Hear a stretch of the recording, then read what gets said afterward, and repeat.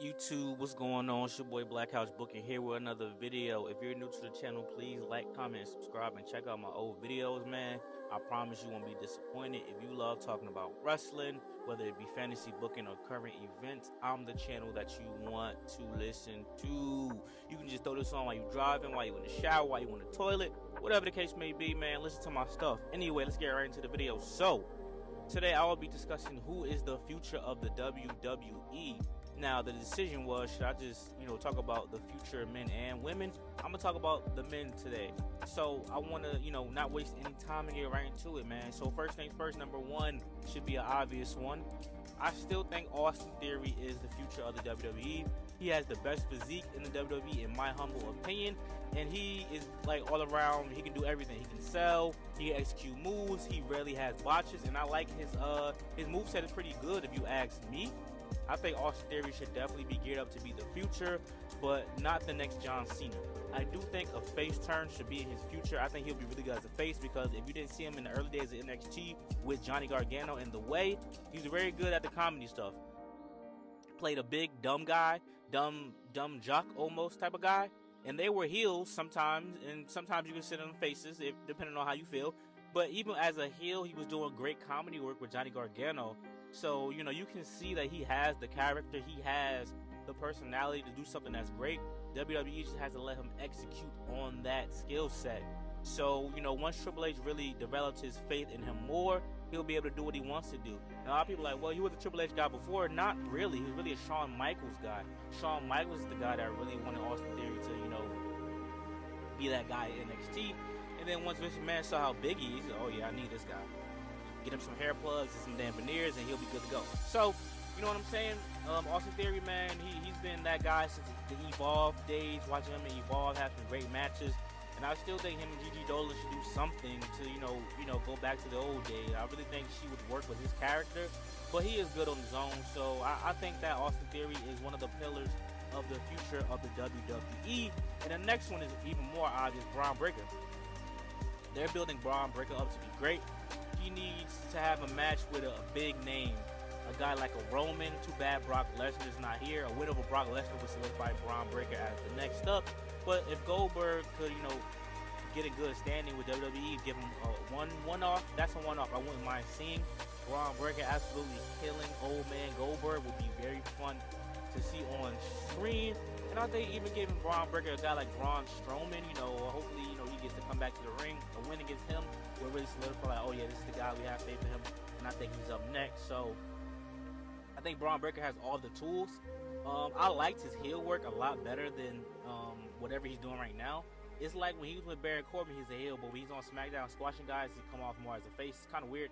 Well, I think Braun Breaker's next up, man. I really like his work. I really think he can become better than what he is currently. He could definitely benefit from a Paul Heyman or somebody in his corner. If Nick Aldis ever is not the general manager of SmackDown, I would love for him to be Braun Breaker's manager. I think that would be really, really cool. That's the second pillar. The third pillar is Carmelo Hayes.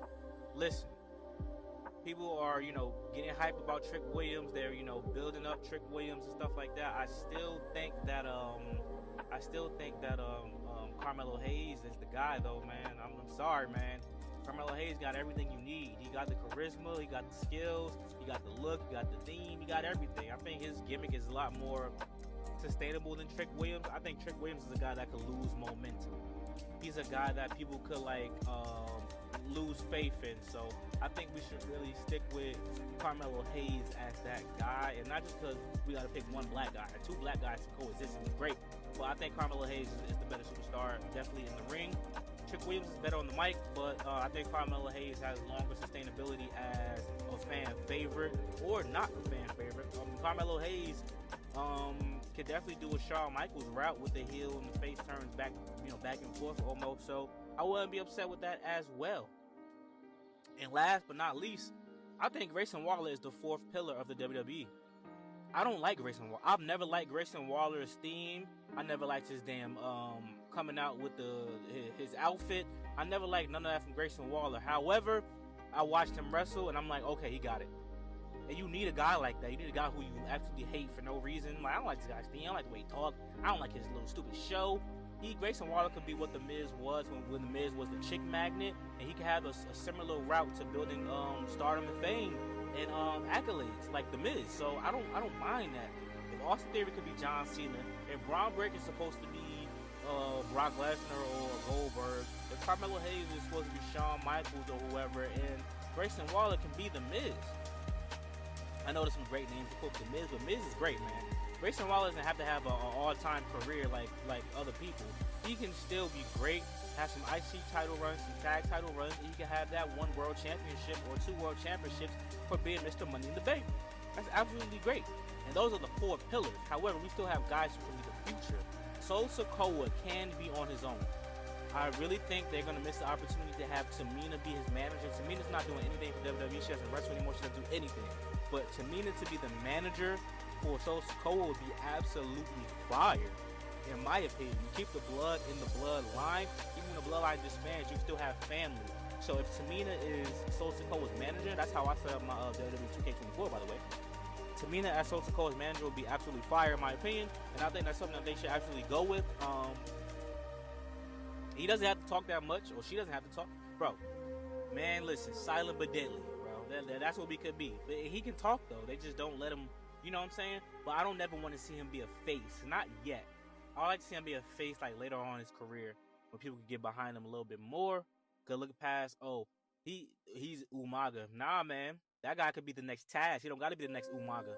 He can have a Taz type of career, Taz type of style set. You know what I'm saying? So that's just me. Trick Williams. I think Trick Williams could be a Booker T-esque type of career. He can have multiple championship runs. He might not always get the credit he deserves, but he can end up being, you know, a good guy for the WWE. I think he could definitely hold down the United States Championship IC title, IC Championship division for sure. And then sometimes him and Carmelo Hayes come back together to win the tag belts will be absolutely fine, in my opinion. I think they could go for something like that, and that would actually work out for Trick Williams probably in the best way, in my opinion. Dominic Mysterio,